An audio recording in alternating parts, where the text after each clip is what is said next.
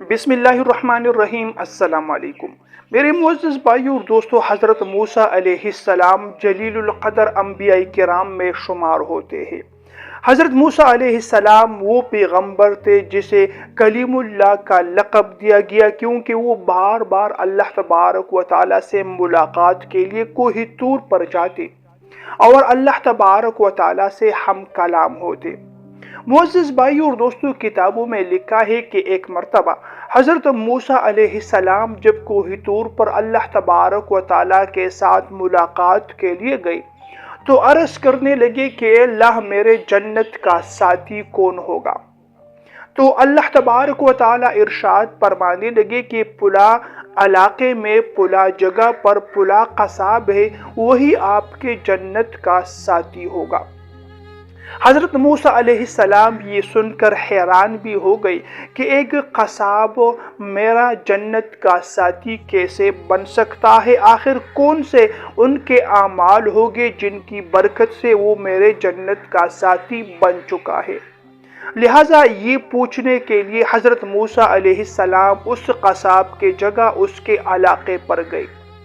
جب وہاں پر گئے، ان کی معلومات کی، تو اس قصاب تک جب پہنچے، ان کے پاس گئے، ان کے پاس رکے، سلام کلام باتیں وغیرہ جب سب کچھ ہونے لگے تو حضرت موسیٰ علیہ السلام وہاں پر بیٹھے اور ان کے اعمال، ان کے دن بھر کے کام چیک کرنے لگے کہ آخر کون سا عمل ہے جن کی برکت سے یہ قصاب میرے جنت کا ساتھی بن چکا ہے۔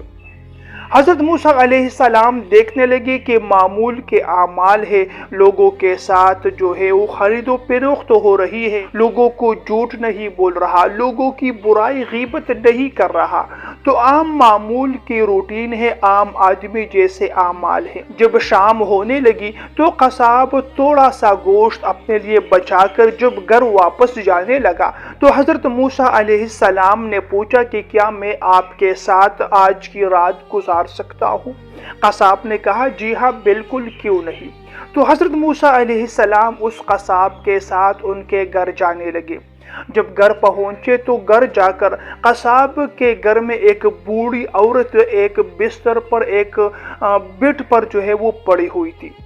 قصاب نے گوشت پکایا، سارا کام کاج کیا۔ جب گوشت پک چکا تو قصاب تھوڑا تھوڑا جو ہے وہ نوالا اٹھا کر اس بوڑھی ماں کو دینے لگی۔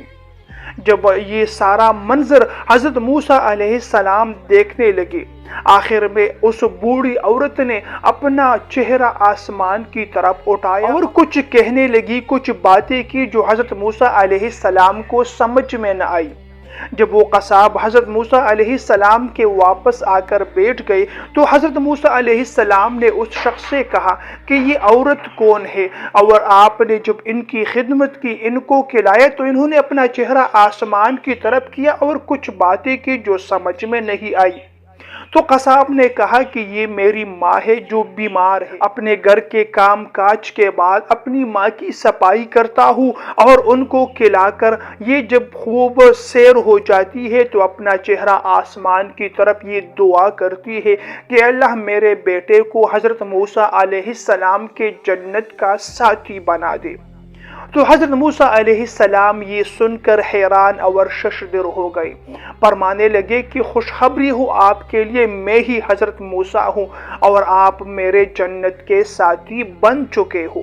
میرے معزز بھائیوں اور دوستو، یہ اس ماں کی دعا ہے جس ماں کی دعا اللہ تبارک و تعالی رد نہیں کرتی۔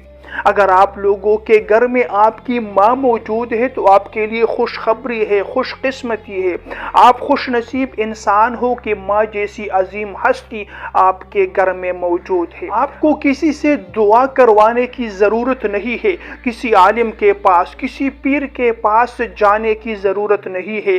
اگر آپ کی ماں آپ کے لیے ہاتھ اٹھا کر دعا مانگے، اللہ تعالیٰ آپ کی ماں کی ہر دعا کو قبول فرماتے ہیں۔